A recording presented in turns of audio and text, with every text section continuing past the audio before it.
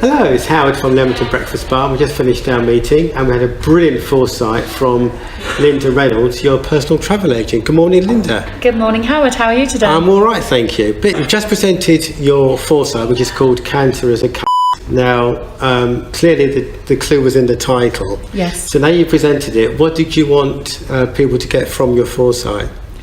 The foresight that I do is quite controversial because I know some people are sort of put off by the title. However, it's very much about business and education. So the cancer and the CUNT word is offensive in both natures, but it's played a very prevalent part in my business this year, and I wanted to explain to people, one, about bowel cancer, but two, how it's actually helped my business, how I've moved forward, and how me and my family have coped with that adversity over the last 12 months. Yeah, I loved it because you can find it, because it's very, very personal. Without going into a lot of detail, the impact it has and is having on your family, and the way you've used the adversity to help you in your business. Because I think, one way or the other, a lot of people have experienced cancer, and I think people need to talk about it. It's not a taboo subject. Well, I talk about the taboo. People don't want to talk about bowel cancer. It's not sexy. People sort of talk in whispered tones and say, she's got something down there wrong, or he's got something down there wrong. And me and my husband want to get rid of that completely. We want to educate people about bowel cancer. It's the second biggest killer in the UK, but it's also the second easiest cancer to cure. We've spoken to various consultants, colorectal nurses, and they said, please go out there and tell people, please get the people to complete the tests, which are sent out when you're 50. So my foresight is obviously saying to people, please do something about it, don't leave it. If you leave it, you have a high risk of having a higher grade of cancer, which can be lethal, but it is treatable. And even if you've got a cancer, you can carry on. There's lots of people that continue, have a wonderful life and continue with their businesses, and that's what I wanted to tell people about today. Yeah, it's definitely weird, and I think half the problem is men, because men notoriously just brush it off, whereas women do something about it, but we just doesn't matter. I think women are sort of have a more urgent to-do list, or we have more personal things that happen to us, whether it's been having children or fiddled about with. Breast cancer, that's very much on uppermost on Mars. But bowel cancer, which affects more men than it does women, and the reason it affects more men is because it's not diagnosed early enough. That's what we wanted to highlight today. My husband's sort of given away his rights to be embarrassed about this. He's gone onto social media, he's spoken about it.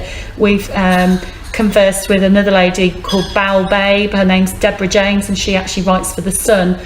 And we just want to make people aware about the dangers of leaving it. Please don't leave it. If you've got blood in your poo, please do something about it. Ask for a colonoscopy. That is the main message I want to get out there. But what I would say is, even if you are affected by cancer, there's lots of support out there. If you run a business, there's lots of support out there with foreigners that will help you, and various other associations and various other support like Macmillan and so on.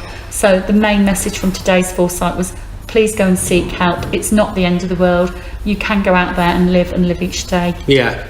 And speaking as a man, it isn't a sign of weakness, and I think being optimistic, most times it's nothing, but it's always that one time when it could be something. The majority of people will go and they will have a negative test, and you'll be sent to go on your way, and it's possibly something you've just eaten that's not agreed with you.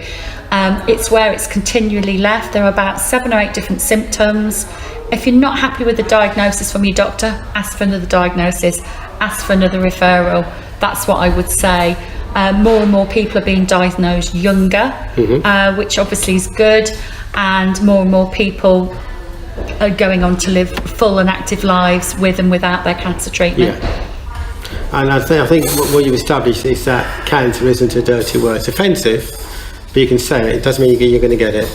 And you can speak to people who've got cancer, and it's not catching, is it? Don't catch it. It's not catching, and you don't have to cross the road and not be embarrassed, and you can talk about it. We need to get rid of the poo taboo.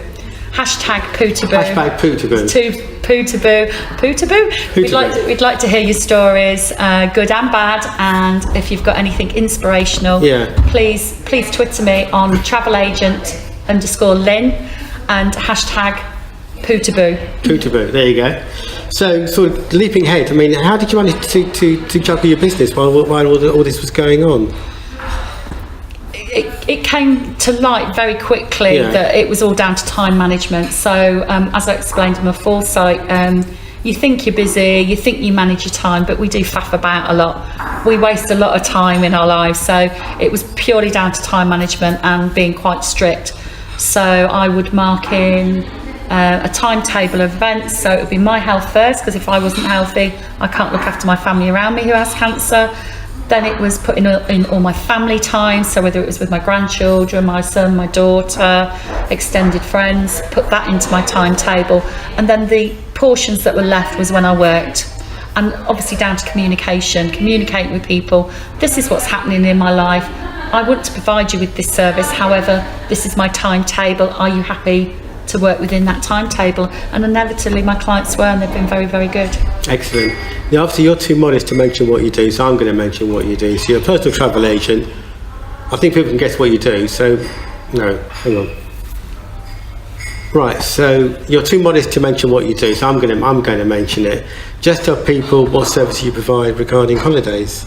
I've been a personal travel agent for 28 years, so what I do is I research your holiday for you, ask you loads of questions, find out what you love to do with your family and friends, what hobbies you've got, what things you like to do when you're on holiday, and then I use my experience and expertise to find out the perfect holiday for you, whether it be checking TripAdvisor, checking out the websites, making sure we get you the best upgrades and the best deals.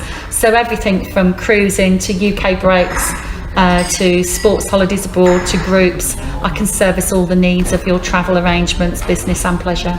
Brilliant. See, and I think she knows what she's talking about. I love your strapline, which is... I tell you where to go. There you go. How can you say no to that? So is there a phone number they can contact you on? Yeah, if anybody would like to contact me, if you'd like to use my services are free. I'm paid when we book your holiday of your choice by the company, so don't worry about paying a service fee. And basically you can contact me on Rugby, which is 01788 811 888, or you can check out my hand-picked offers and sign up on www.idoholidays.co.uk for the latest offers and blog updates and travel. Thank you. Brilliant. Linda, it's been really good. We could have gone on. We have gone on too long, so we need to say goodbye. But hashtag Pootaboo. Yes. And keep checking yourself. Please, please, if you have any fears at all, any worries, please go and see your doctor. Please ask for a colonoscopy. Let's wipe out bowel cancer for good. Thank you. Thanks a lot, Linda. Thank you. Bye-bye. Bye-bye.